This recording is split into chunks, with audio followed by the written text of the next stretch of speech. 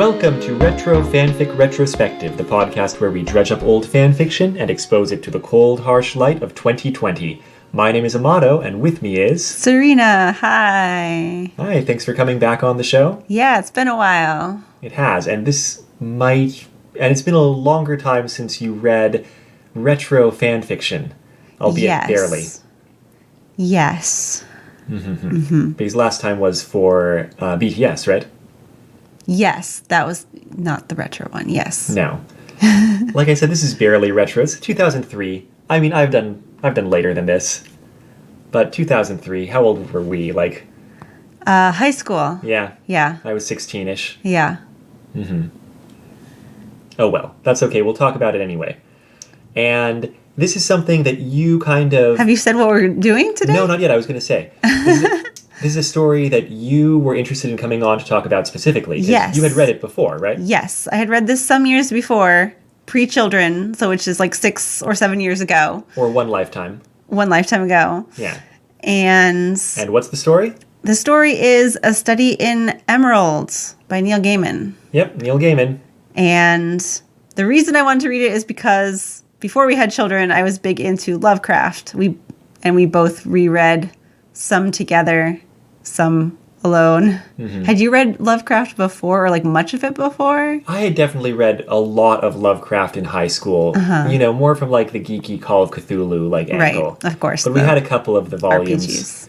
It's been reprinted so many times, but yes. You know what? They had copies of a couple of the reprints. These ones with like these gruesome kind of like scary looking covers that had absolutely nothing to do with Lovecraft or the content. I feel like they had copies of those in like the middle school library. Really? That might be where I ran into a couple of them, yeah. Which is probably not a great placement of them. Why not? I mean, middle schoolers might like Lovecraft. The like deep-seated racism, well, mostly. You know, that can be, hopefully, I mean, I guess nowadays we should say we do not stand for racism. We stand for anti-racism. Yes, that's important. Yes, anti-racism. Yes. Lovecraft was the opposite of an anti-racist. He was a flat-up racist. I don't think they reprinted, in those volumes in the middle school library. The Red Hook one? Yeah, the Red Hook, or the one where, like, the plot twist at the end is, like, there was a black woman in his family tree. Oh, that one was bad. It was really bad. That one was really bad. They were, like, compared to monkeys, I think. It was some sort of monkey. I think so, yeah. It was something with apes. Yeah, that one was really bad. Well, I mean, the fun thing is that we can just deride Lovecraft as much as we want, because no one has a vested interest in Lovecraft having been a good guy. Right. It's not like, the myth of the Confederacy or whatever. He can have been a terrible guy, and he was. Yes. Also, yes, terribly misogynistic. Yes, all those things. But he has some interesting stories. And has had put his mark on science fiction and fantasy, right? Oh, yeah. And how did I even get interested in Lovecraft? I don't even remember what was going on. I don't know. I don't think I was pushing for you to read Lovecraft. But it must have been like you had mentioned it in passing or something. I don't know how else I would have come across it. And we actually ended up going, do you remember, to a Lovecraft, like Cthulhu Con or something like that? Yeah, the film festival, the H.P. Lovecraft Film Festival. Yes. We did a couple of years. Maybe twice. Yeah, I think so. Yeah. We saw some good stuff there. Yeah. Including John Carpenter movies. Yes, that's all I remember, actually. I remember that crazy, 3D or stop-motion animated that one where they went down under the sea. It wasn't under the sea, it was, deep into the depths of the earth. Yeah, and that was really creepy. Horrifying. It was great. Yes. And we saw that, TV adaptation of The Outsider that we liked. The Lovecraft story where it's, basically kind of more of a Poe kind of story where this ghoulish person doesn't know that they're ghoulish and goes out to the outside world. Oh yeah, that was good. That's right. We also saw was Dreams in the Witch House. There was a live action version of that one. Yeah. Yeah. Yep. Also pre-children. Yeah. So basically, I've read probably at this point most of Lovecraft's stuff. I think even at one point. I was listening to a podcast for a while, too, that was, going through them. I think at one point we even got some sort of copy of, his lesser-known stuff, his earlier stuff that was, written in conjunction with people, and I even started reading some of that just because I had run out. But so what is it that made you want to keep reading Lovecraft once you read a little bit of it? Once I read a little bit of it, like Right. what? Like, I mean, other than curiosity, once you kind of got what he was about, what was it that made you want to keep reading those stories? I mean, I guess it's just more different than anything I had read, right? Where it's like, there's fantasy, but then this was like a mix of horror and fantasy, but like so far removed from, I don't know, I think that sounds so generic. I mean, you can say that about like any kind of like genre. I don't know. I mean, I guess it's like there are parts of it appealed to me, like the rural aspect of it. Like I grew up in like a rural kind of town in the forest. It wasn't like the rural eastern United States or anything, but like, I don't know, it's kind of reminiscent of like that, of like kind of just like the power of nature, except it's not nature, it's like but it's other stuff. But I see what you mean. It's kind of reminiscent of nature, right? It's like you wander out of the safety of civilization, and then you're kind of at the mercy more in of tune with like what's actually happening in the ether around you. Like, so I don't know. And yeah, I guess. And I mean, I've always. Oh, the other thing is like in high school, I was really into like Twilight Zone. I mean, it's not exactly like Twilight Zone's about people and societies, and this is more of like the lone man and his. I mean, I guess in some ways too, it's almost like psychosis, right? Like some of these things are just like, I don't know. I don't have any coherent thoughts about it, but just like it's more of like a lot of these are individual experiences, right? Yeah, definitely. And like kind of horrifying individual experiences, and that I don't know. It just like it was amusing, like to like learn about his style. And as someone who's into languages, I feel like you also appreciated just kind of like the crazy vocabulary he'll bust out sometimes. Yes, you could do a drinking game for holy. Well, yeah, I mean, squamous.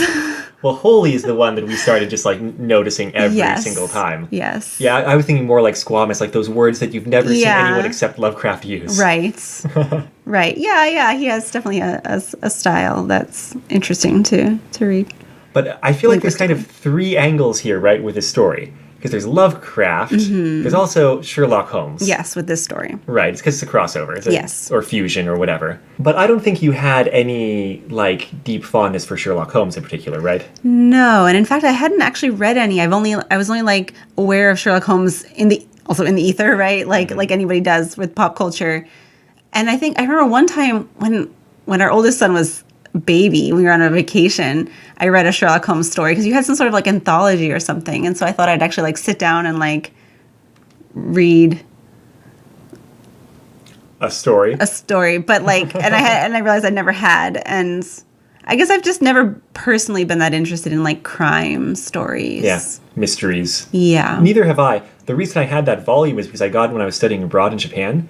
And I was like really thirsty about halfway through for reading English books. Sure. And it was before I had like a book reader or whatever. And that book was sold in the local English language section of a bookstore in Kyoto. And it was like by far the best word count per dollar. Yes, I understand what you mean, yes. Because it was this like thick tome, it was like half of the Sherlock Holmes stories, and it cost like 700 yen. And usually it would be, books were way more expensive than that. And that's the only reason I bought it. Got it. But then the third angle here is Neil Gaiman, because this is a Sherlock Holmes, Cthulhu mythos fusion by Neil Gaiman. Yes, which we've read lots and lots of things. What have you read and enjoyed by Neil Gaiman? I mean, most recently I finished American Gods. I had like started a long time ago and never finished it. I mean, I've read lots of his. I feel like lots short of stories. Stories. Various short story collections. I don't even remember. I don't even know at this point. Some comics. I mean, I never read Sandman, but we had some other comics that. Coraline. Sure. Bit Coraline. Sure. Oh, there was like the Graveyard Book. I thought was pretty good. That was like a young adult kind of. Yeah, for sure. I don't know. It's just one of those things where I've read enough things that. Yeah, I also appreciate his work. For sure. He's probably the biggest name, current popular author that we've touched on, I think, in this podcast so far. And, Sherlock Holmes fan fiction has a long and storied history. And because Sherlock Holmes is in the public domain, you can write fan fiction about him and have it be respectable, right? And so apparently Gaiman wrote this story for an anthology called Shadows Over Baker Street, which was just a whole bunch of different authors writing Sherlock Holmes Cthulhu Mythos crossovers. Really? They were Yeah. all on the same theme? They were all on the same theme. Wow. Not the same world or anything. They all had their Right. own take on it. Oh, I didn't realize. And, Wonder you if I know, read that. so you can write Sherlock Holmes fan fiction and get paid for it. You know, And if you're Neil Gaiman, then you can write Sherlock Holmes fan fiction, get paid for it, and win a Hugo Award for best short story. Wow. Because now I think about it, I think I first came across this story in some sort of short story compilation. I'm not sure if it was that exact one or not. No, it was reprinted in one of the... It was a Lovecraft. one of the Gaiman short story books. Oh, really? Yeah, I'm pretty sure. Yeah, maybe so. Strange Things? Something. Fragile Things, I think. Yeah, that sounds like it. Yeah, so I had read this originally many years ago, like 6-ish years, 7-ish years ago, and then just reread it recently. And it was really funny because, like, you were reading to me before bed. That's kind of our nightly routine is in order for me to fall asleep, Amado reads a book to me. And it was so funny, like, as you were reading this, even though I had read it, like, years ago, it felt so familiar, and, like, every, like, line and word is just, like, I don't know, which is kind of, like, odd for me because I don't generally retain stuff that detailedly. But you had a vivid memory of the story, I had a vivid memory of this story, and, like, I could remember where it was going. So. Okay.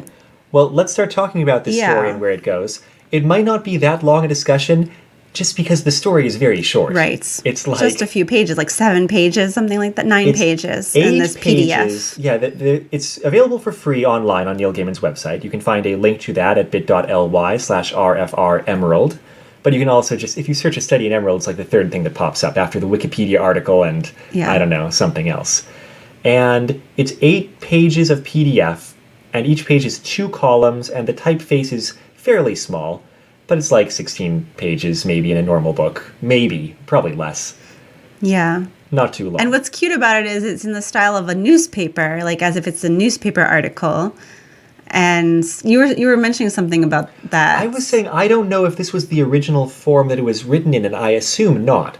Because it was originally published in like you're right. paperback. It says illustrations and layout by Juni Kopunen. Yeah, well, it doesn't say when that was added, but... Right. I think it was just text originally in the original printing in Shadows Over Baker Street and in the reprint. That makes sense. Because here it also says presenting the Hugo Award-winning short story. Yeah, so I think they were trying to like celebrate it and reprint it. But it's very cute. It even has the date, Sunday, June, is it 28th, 1914.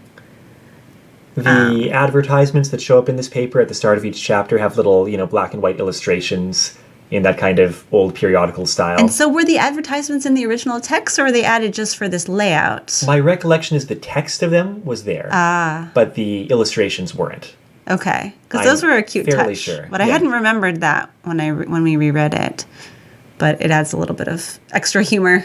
Yeah, I want to touch on that. This is set, in Victorian era London, right? Mm-hmm. And before we even get into the content, these advertisements that are at the start of each chapter, they're all referencing other like Victorian horror literature, right? And so there's like Victor's Vitae being sold by Victor Frankenstein, and there's like Jekyll and Hyde. Jekyll and Hyde, and there's Jekyll's powders. Vlad Tepes, which is Dracula, advertising exsanguination and stuff. And I just feel like every respectable author who writes some kind of old Sherlock Holmes fan fiction wants to do this, I feel like. Because we have read Roger Zelazny's Night of the Lonesome October, which is also Cthulhu Mythos and Sherlock Holmes and like all these other things. Okay. And there's this other book that I've read, Anno Dracula, which is alternate history where Dracula won in the events of Dracula. Yeah. And it also brings in like Sherlock Holmes and like, all these other Victor Frankenstein, like all these other like things of the era. Everyone wants to cross them over, I feel like. And it's not like they affect the story in this. It's just like, everyone thinks it's cute to like make it a shared universe kind of thing. Uh-huh. It's just funny. Well, he succeeds in doing that here, so kudos. All right, but this is not normal Victorian era London. I guess we'll start off. We've got our narrator, and our narrator's coming back from Afghanistan. Mm-hmm. But pretty soon you get the kind of Cthulhu Mythos content creeping in, right? Because he's describing his experiences in Afghanistan and how he sustained his shoulder wound. Mm-hmm. Did he mention how about that specifically? Oh yeah, he's like, he ended up descending into the depths of the earth, like, fighting these like I don't know. That reminds me of that one Lovecraft story. Where's that one where they go underground and there's that whole like, kind of kingdom underground? Rats in the Walls? No. I don't know. Oh, the one with like the crazy subterranean. Yes, I don't know. yes, that one. I feel like it's one of those ones like the Dwellers in Darkness, where the titles all get mixed up in my head. I don't know if that's the title, in but darkness. but over that Innsmouth. It reminds me of that, where it's like maybe they had to like go through all this like underground territory or something like that. And the narrator got, wounded by some like crazy being emerging from this mirrored surface of an underground lake, and like it bit his shoulder and like left a white scar that will not fade. And so he returns, unable to use that arm very well and kind of traumatized by the experience. And then he's looking for a roommate, right? A place to live or something, right? Which also like seems kind of Lovecrafty with like a boarding house or something, right? It would be, but it's Sherlock Holmesian is what it's supposed to be. This echoes the first Sherlock Holmes story where like we meet John Watson and he's been at war in Afghanistan and he sustained an injury to his leg and he comes back and he's looking for a roommate and he meets Sherlock Holmes and they shack up together. I see. Literally or just in roommate style, whatever. Yes. And it's something that Gaiman's coy with through this story, but we may as well just lay it out here now. This is not John Watson. And the guy that he's living with is not Sherlock Holmes. And he's not trying to hide it fully, because if you're if you're deep into Sherlock Holmes, you'll realize things like the fact that this narrator got wounded in the shoulder instead of the leg, or he does not appear to be a doctor in any way, shape, or form, unlike Dr. Watson. Right. But we'll come back to that later. There's but the narrator. Otherwise, it's the same setup of relationship. Yeah. And the friend is absolutely a Sherlock Holmes figure. Yes. It's just the narrator and their friend. Yes. And that's kind of how they're referred to in the book doesn't refer to it as the narrator because he's the one narrating, but like the narrator and my friend, unquote. Yes. And they take a place over Baker Street, like, like you do. And his friend is like a consulting detective like Sherlock Holmes, and like Inspector Lestrade shows up, who's a Sherlock Holmes character. Oh, so that is an actual Sherlock Holmes character. Yeah. Yeah. Well, all of them are actual Sherlock Holmes characters. Well, okay. Yes. Technically. Yes. But Lestrade is a regular. Yes. And, in short order, that same kind of relationships is set up, and Lestrade comes to the narrator's friend with a case. I feel like one of the things to praise about this story is that it moves quickly, but it doesn't feel rushed. It's a short story. Yeah, there's only like a few scenes. Yeah. But it's enough. By the end of chapter 1, they're already going out together. Like, the narrator has described their Afghanistan stuff and, come back and met their friend and, like, their relationship has been established and, like, kind of the deal is established and Lestrade shows up and he has this case and they're going out investigating the case. Together. And that only takes, like, 2 pages of this. But isn't it a little bit strange that, like, the Sherlock-like character invites this person to this crime scene? Yeah, the explanation there is a little interesting, actually. He's just like, I have a feeling that I can, like, trust you. And that we have been fighting the quote here is, the narrator asks, are you sure you wish me along with you? Because the friend has never asked this before. Right. In reply, my friend stared at me without blinking. I have a feeling, he said. I have a feeling that we were meant to be together. That we have fought the good fight side by side in the past or in the future, I do not know. I am a rational man, but I have learned the value of a good companion, and from the moment I clapped eyes on you, I knew I trusted you as well I do myself. Yes, I want you with me. And that kind of gives the, wounded war veteran narrator kind of a renewed sense of purpose in life. Sure. But that's a weird thing for a Sherlock Holmesian character to say. It is. Especially, like, I'm not very familiar with, like, the original Sherlock and his partner... Watson. The name escaped me for a moment. I'm not, like, they're... Like, you said Watson's a doctor, so, like, that should be, like, a reason that they're working together or something, like, to add medical knowledge. He's also just, like, a trusty fellow. Yeah. Which is the reason here, right? Okay. But it's just kind of odd to have our Sherlock Holmes person saying, like, I have a feeling that we have fought together in the past or future. That's kind of weird because are they trying to, like, allude that they are, like, reincarnations or something, or like I don't know that it's not. It's not exactly it that. It feels more Lovecraftian than it is Sherlock Holmes. It's just more of like there's something here, and let's let's just go with it. It's still not super Lovecraftian though. No. Like that's not a concept that really shows up in any. Trusting other humans is not a concept of Lovecraft's. I'm trying to think of a counterexample, but it's hard. No. Yeah. I mean, I guess you could trust rumors that other people are telling you. Right. Believe them. As long as they're from a reputable man of science and not some, country rustic folk. country folk. Well, but then they find out that the country folk stuff is, you should be trusting them. You're just dismissing them because of their class at first, but you should be trusting their knowledge. Anyway. So the case is, it's, politically sensitive because a visiting nobility from the German provinces, whatever, like the German principalities, whatever, has been murdered in London. It's a big deal politically for obvious reasons. And, the narrator and his friend go and check out the murder scene. It's like in a, hotel room and the body's been torn apart and all this kind of thing. But here's also kind of where we get our first big drop about what's going on in this world. Right. It's like I said, it's an alternate history, basically. An alternate Lovecraftian history. For one thing, the country's called Albion. We heard that earlier. That's kind of, odd. The Queen is Victoria, Her Majesty Victoria, all that kind of thing. The guy who was murdered also has a normal name. He's Prince Franz Drago of Bohemia. But he's not human, and that's made very clear. Is it that they talk about Icar or something? They talk about his blood being green, I remember. Yes, I remember that too, but I can't find the line where they mention it. The friend is describing why he knows instantly that it's nobility. They do describe the blood as ichor earlier. Yeah. But Lestrade's like, how do you know that it was a noble, a prince or whatever? My dear Lestrade, please give me some credit for having a brain. The corpse is obviously not that of a man. The color of his blood, the number of limbs, the eyes, the position of the face, all these things bespeak the blood royal. The number of limbs. I appreciate that he says nothing detailed about what this guy looks like. It's just like anybody with a bird brain would know that more than 2 limbs is royalty. Or 4. 2 legs, 2 arms. Yeah. Yeah.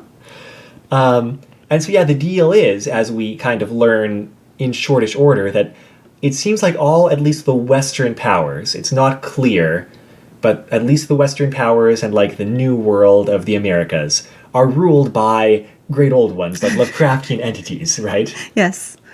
And it's kind of, I feel like the core irony of the story, right, is that Queen Victoria is some sort of like, blasphemous, demigod being, like Lovecraftian horror thing.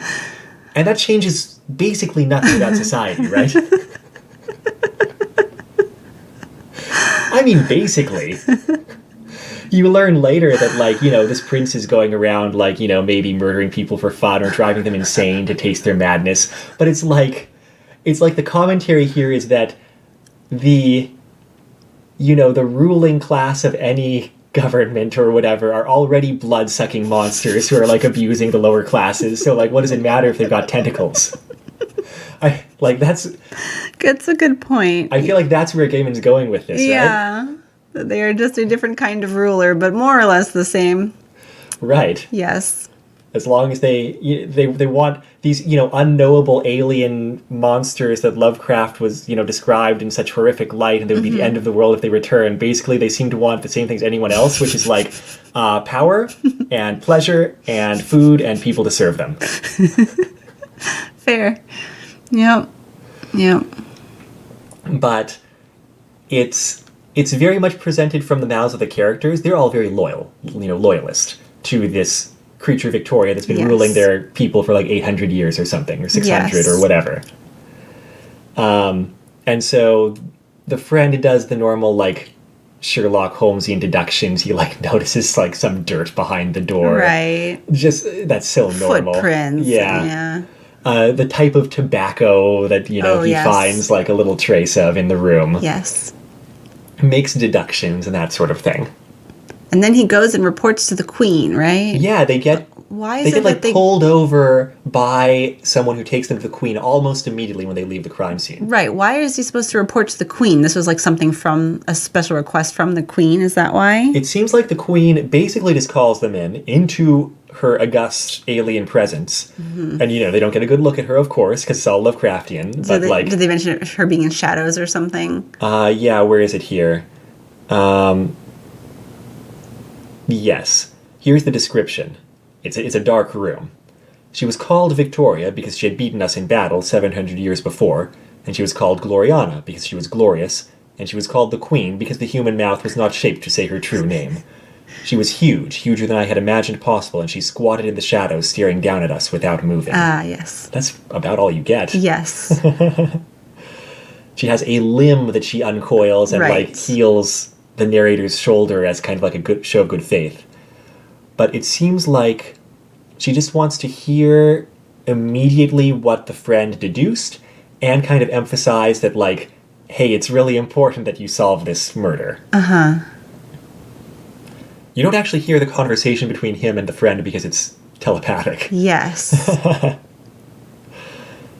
Or at least half telepathic. And I feel like, it's interesting now that you mention it, it doesn't have a big role in the story. That's chapter 3. It's like the shortest chapter in the book. Mm-hmm. You could have cut it, but I feel like it's But it there. adds the atmosphere, right, Right, of it's being there. ruled by the old ones. Absolutely, I think that's right. It's there for the atmosphere, not for the plot. Yeah. Kind of just like to hammer home, Yes. what the deal is here. Yes. And carrying on from that, after doing some investigations, the friend takes the narrator to a show, the theater. Yes, to a play in 3 acts. It's like 3 one-act plays, I guess. Yes. 3 one-act plays were performed.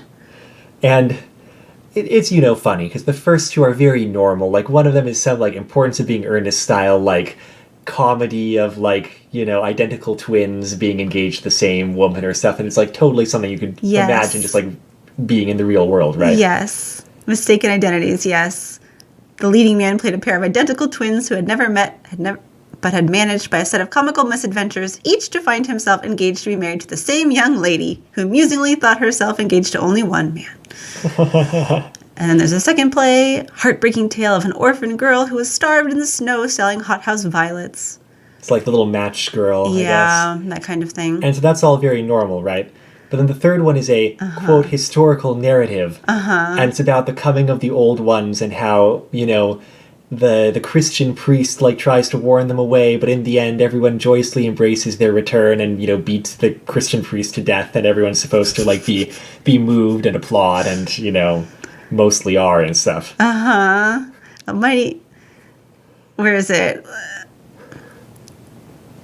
And as each shadow... Oh, and there's something about shadows. There's some sort of shadow play that's, representing, the... Yeah, they show shadows of, of the great old ones instead of showing them directly. Right. Because you're not supposed to see them directly, right? Mm-hmm. And it says, as each shadow crossed the stage, or appeared to, from out of every throat in the gallery came unbidden a mighty huzzah, until the air itself seemed to vibrate. Oh, and I love this line here. The moon rose in the painted sky, and then, at its height, in one final moment of theatrical magic, it turned from a pallid yellow, as it was in the old tales, to the comforting crimson of the moon that shines down upon us all today. Yeah, it's great. I love the term comforting crimson. Yeah.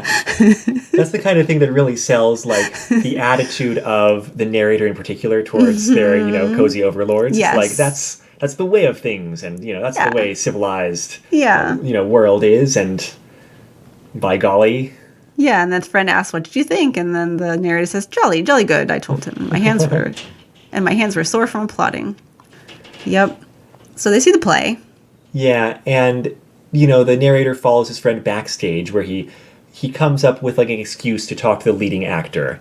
And, they have a conversation about things. And he's really only there to, check the tobacco that this guy smokes. And, he's here also because he tracked down that the murdered prince had seen these players once before in Germany and then went to see them again here. And so, that's the best lead he had, the only place that he'd been to twice. Right, because they talked about, the murdered prince was, some sort of, man of pleasure. Like, Right. kind of like went to like brothels Yeah, and, gambling casinos or something. I don't know how they like knew that this was the one lead, that the theater was like the one thing that stuck out of like all the places he had been. You got to trust not Sherlock Holmes on this. Yeah.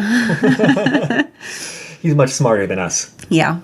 He had good reasons, I guess. But he's not that smart because, they hail a taxi cab home and they're just like talking about this case on the way back. And they even like had even just like they foreshadow that in some way of like, not here, the walls have ears or some kind of thing like that. But then he starts blabbering a second he's on a taxi on the way home. Yeah. It's like, wait to talk until we're in a taxi with a driver who we don't know from Adam. Yes, I thought that part was like, I was like, for a Sherlock, like that is horribly like, what, obtuse, is that the right word? Like, Just like that like indiscreet, like yeah, it's like indiscreet, right. you'd think if this is your line of business, you would wait until you are firmly in like your own walls, to like discuss anything sensitive. Because it's like open air carriages, right? Even in the cab driver aside, people could hear you passing on the street, right? Well, the story does call the friend out on it immediately because, like, he set up like a date for the actor who he suspects to come and bring the playwright who he also suspects over, and like they can discuss a business proposition. The details are not important, but instead they get a message saying like, I realize you're on to me, so I'm just going to disappear. And also, you probably shouldn't talk about these cases while you are in a taxi because I was totally the driver. That way, yeah. It's just like, well, it was that person that was the driver themselves. I thought that was just through a conduit, right? Oh, wow. No, that was my reading. You're right. It doesn't say. All the note says is cab drivers have ears too if they choose to use them. Yeah. So you're right. Maybe it was not supposed to be that same actor. You're right. And anyway, he sort of declares, he being the actor who sent this note, sort of declares his allegiances that he's like an anti-royal, terrorist essentially, and saying that actually the entities that rule us are horrible monsters who do terrible things for their pleasure, and we're going to kill all of them if we can. And see you never, goodbye. Do not try to find us. And it's also a very Sherlock Holmes kind of ending where, like, as soon as they get this letter, Lestrade goes off to, like, oh, let's go try to find these two and, like, arrest them. And the narrator's friend is like, the guy would not have sent the letter if he was going to let, like, the police find him. They're just going to lay low until the heat dies down and then disappear. Right. So it's useless. Right. And it's kind of, I feel like the ending feels slightly abrupt, but it's just because it's a short story that's kind of getting in and out, I feel like. The more interesting thing here, I feel like, than how the mystery concludes is sort of like the last revelations that it's giving you as a Sherlock Holmes or Lovecraft fan, I guess. Mm-hmm. Namely, here's where you really find out, like, they have not yet caught Sherry Vernay, the actor, or whatever his name really is, nor was any trace of his murderous accomplice, tentatively identified as a former military surgeon named John or perhaps James Watson. Curiously, it was revealed that he had also been in Afghanistan.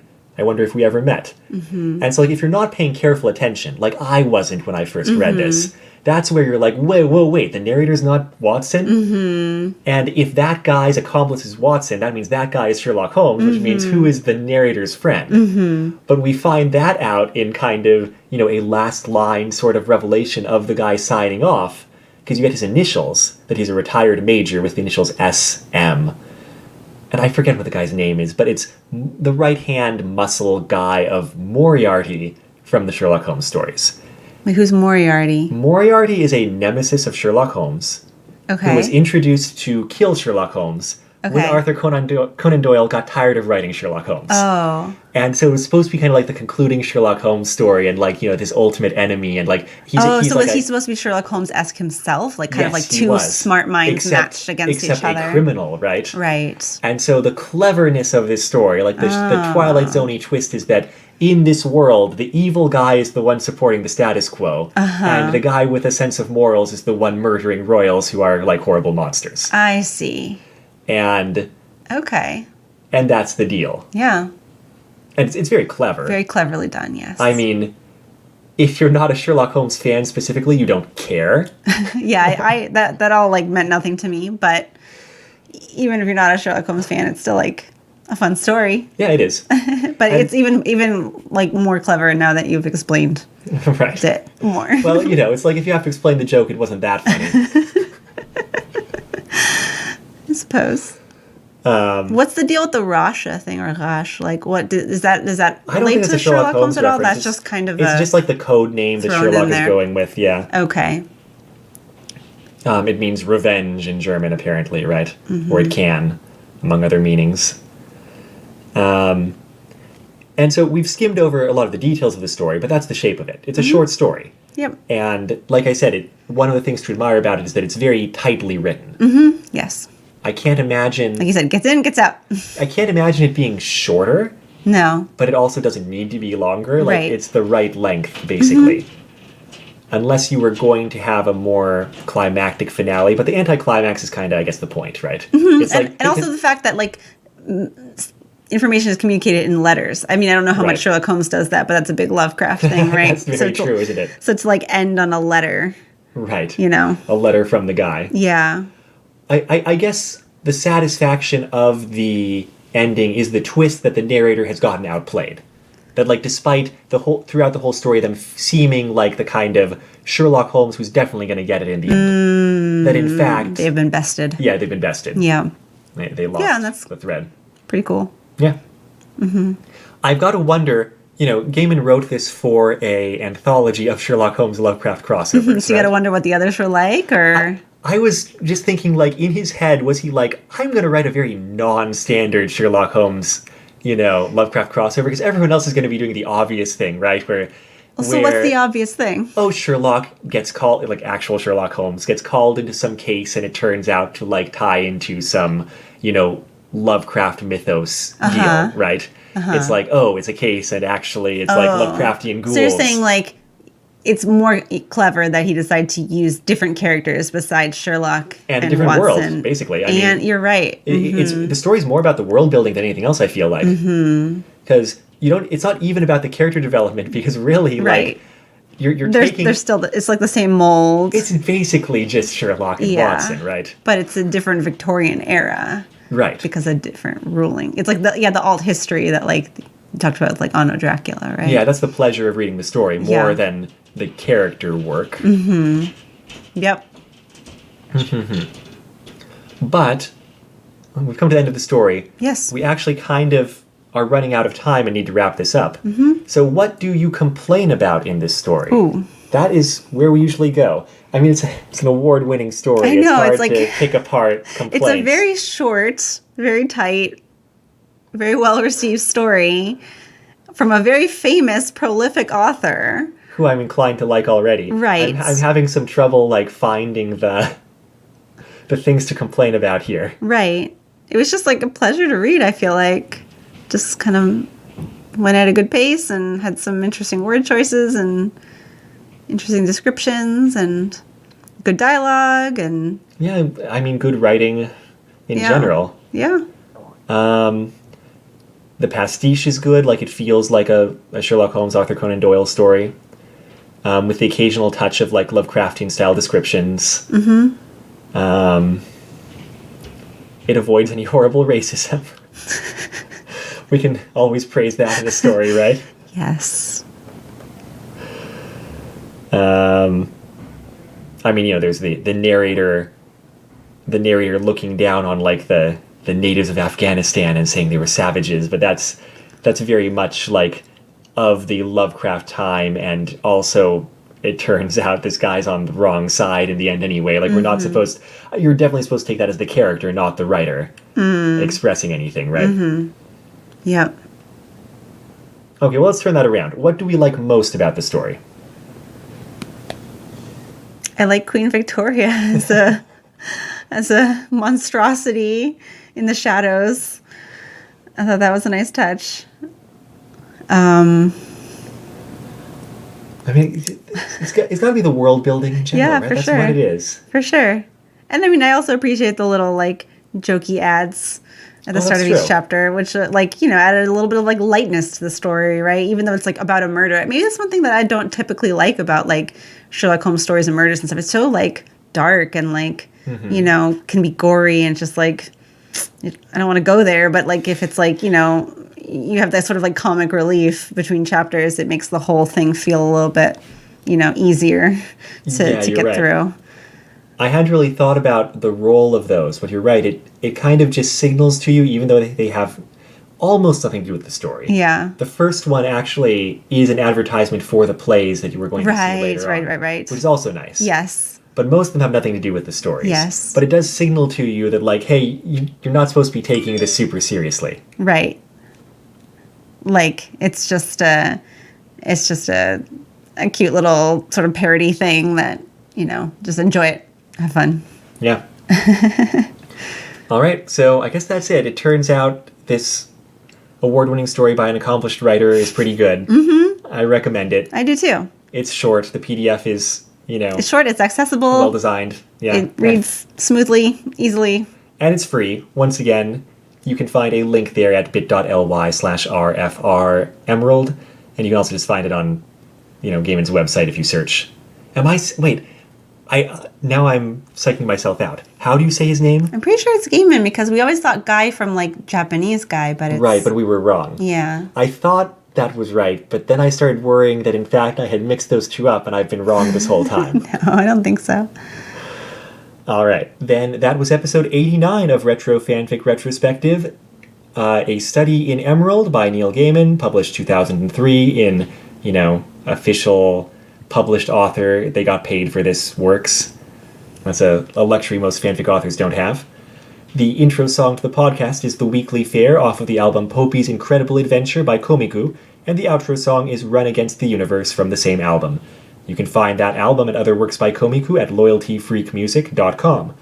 You can find our website at retrofanficretrospective.podbean.com or bit.ly/retrofanfic. And if you have questions, comments, or thoughts about the episode, you can find us on Twitter or Facebook or Reddit or Instagram at retrofanfic or occasionally retrofanficretrospective, or send us an email at retrofanficretrospective@gmail.com. Leaving comments or reviews on Apple Podcasts in particular would also be greatly appreciated. Retweeting us, especially if you are a extremely successful author with thousands and thousands of followers, Neil Gaiman, that would be greatly appreciated. I'm Amado. And I'm Serena. We're just two Earth life forms trying to be nice to each other in this vast, indifferent cosmos. Until next time, take care. Bye.